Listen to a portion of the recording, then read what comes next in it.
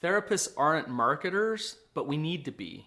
That's why I've created a therapist guide to marketing funnels. I'll show you why they're so important and how they're actually pretty easy to create and how they'll legitimize you as an expert and bring clients into your practice.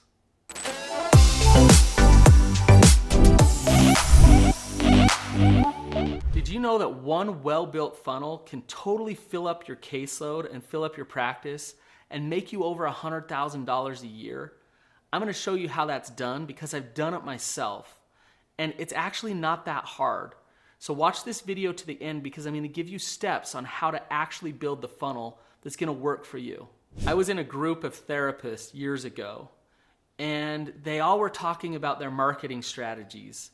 And one of them said, we should put an ad in a magazine. And they all said, that's a great idea. Let's go in together. So they all threw $500 in or whatever they threw in. And I thought, I don't think that's a great idea. I don't think that many clients are going to come out of an ad in a magazine for your therapy practice. And I actually said that to them, and they thought, no, we're gonna get a ton of clients. Well, they didn't. They didn't get any clients from their investment into that advertisement. And there's a reason why they didn't. And this is what every therapist should know. The way that you get clients is through trust. When somebody feels like you're an expert and you know what you're talking about, that's when they want to come see you. They don't come see you just because there's an ad in a magazine.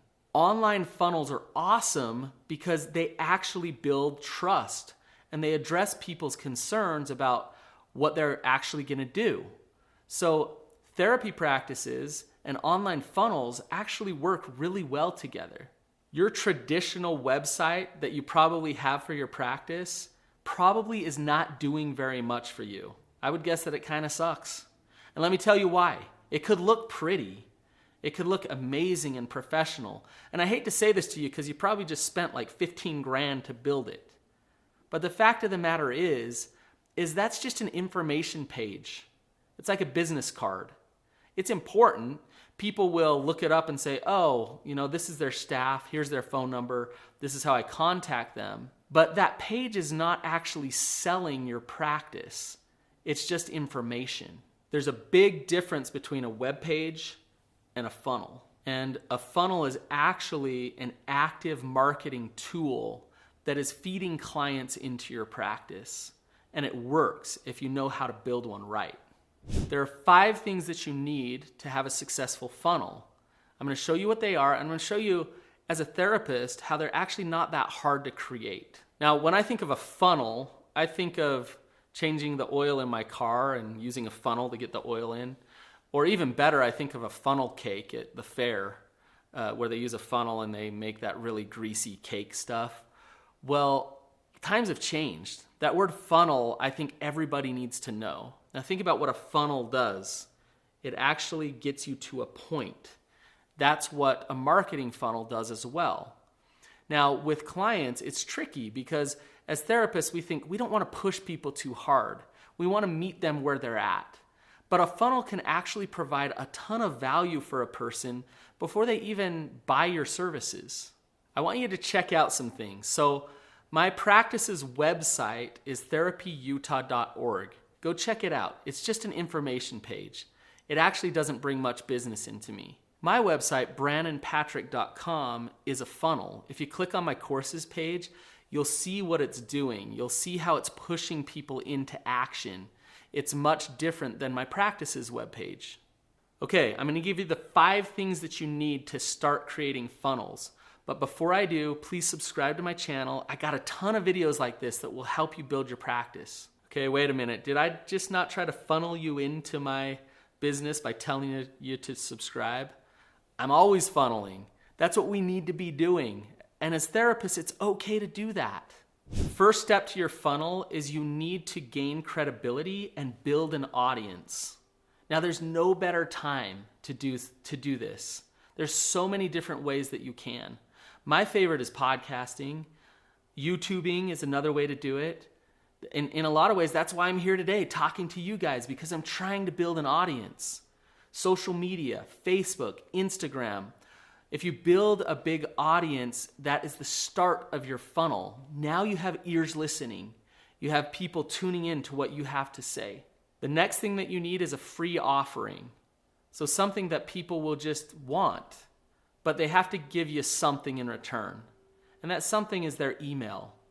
Start to create an email list. The bigger your list is, the more you can influence people and start to funnel them into the services that you offer. We've all been in funnels. In fact, I would imagine that you're probably in some now. They've asked you for your email. They start sending you emails. They start giving you content. What they're trying to do is give you content that you'll actually consume. You'll actually listen to. So once you become an audience member and you've chosen to give them your email, they want to still provide you value. And you need to do that in your funnel. Continue to provide value for the people that are listening so that they continue to want to open your emails. They continue to want to hop on your websites and listen to your podcasts. The next thing that's important for a funnel for your therapy practice is testimonials. And I think in our business, more than any other, testimonials are important. You can have written testimonials, but even better, video testimonials. Now you got to navigate HIPAA laws. You got to be careful of confidentiality. There are ways around it that are actually legal and actually work to get powerful testimonials to say, this person knows what they're talking about and they can help you. To hear it from somebody else is so powerful, and it pushes people into buying your services more than anything else. Where do testimonials come from? They come from your audience. So as I podcast and I influence people's lives, I've created testimonials with people that I honestly don't even know, but they know me well. They've been helped by me, by the stories that I've told, by the tools that I've shared with them on my podcast. And they contact me and they say, thank you so much, you've changed my life. Thank you so much for everything that you've done for me. Those are the people that I target to say, hey, since I've changed your life, can you help me by giving me a testimonial so we can change more lives together? Another way to source testimonials is to beta test your products and give them free products, but in return, ask them for testimonials. So for example, if I'm creating a new program or a new course, I'll say, hey, the first 20 people get to sign up for free. And I just sign them up. I don't tell them I want a testimonial from them. But I believe in my product. And as I work them through that program, toward the end, I'll say, I could really use some testimonials. This is my beta test. I'm just getting started. If this was helpful to you, if you'd be willing, I'd love it if you'd tell me how you feel. And if I could record you. And if we could hear about your experience. You need to dispel doubts with frequently asked questions. So your FAQ section is a really important part of your funnel. Now, you look at an FAQ section and you think, that's just to answer questions. But no, it's a big marketing tool. You're actually trying to figure out what are the biggest doubts that your audience has for not buying your products. And you address those doubts through your frequently asked questions. Once they opt in, they give you their email, and they buy your free product or whatever it may be, it's important that you have a solid nurture sequence, meaning that free product needs to be awesome. Give them some value. Don't give them everything, but give them enough that they gain trust in you, that they believe that you're an expert and that you can actually help them. And lastly, you need a big ask. You've set up this whole funnel to actually try to sell something and to help a lot of people as well.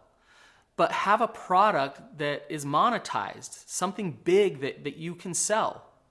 So for example, I have a course that sells for $400.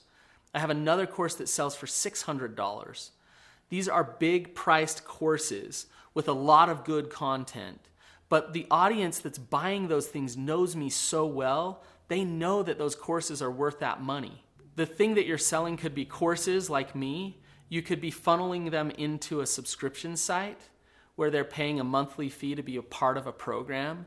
You could be funneling them into your therapy practice, just helping them come to you as clients in your therapy practice. You could be selling books. You could be selling retreats. There's a lot of different things that you could be funneling them into. And lastly, with your funnel, there's upselling and downselling. So an upsell is once somebody has bought that big ticket item, you can add on other things. Like this $20 course goes really well with what you just bought. Or this $20 thing goes really well with this other thing that you bought. You're just upselling them and supporting them in their process of healing by giving them more products. Now, downselling is if they opt to not buy your product, you can offer them something smaller so that they can start to buy your product. So instead of buying my $400 course, I may offer them my $15 course because they didn't choose to buy my $400 course. And I'm still keeping them in my nurture sequence. I'm still building trust with them and hoping that one day they're going to take that leap to buy my main course.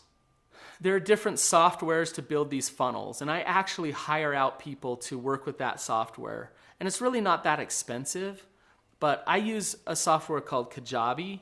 There's ClickFunnels as well. There's different aspects of those softwares that make it easier and more difficult. Both of them are really good at some things. So do your research, understand what works best for you, and those are designed to help you funnel people into your programs and products. All right, you guys, I hope I haven't overwhelmed you. Take one step at a time. You're not gonna build this in a day, but I promise you, it's really not that hard. Just focus on these steps, follow through, and actually build your sales funnels. I'm in the process of creating a course for therapists on how to build these funnels. If you would be interested in being in my beta group, then email me at brannonpatrick@therapyutah.org, and I'd love to have you in there.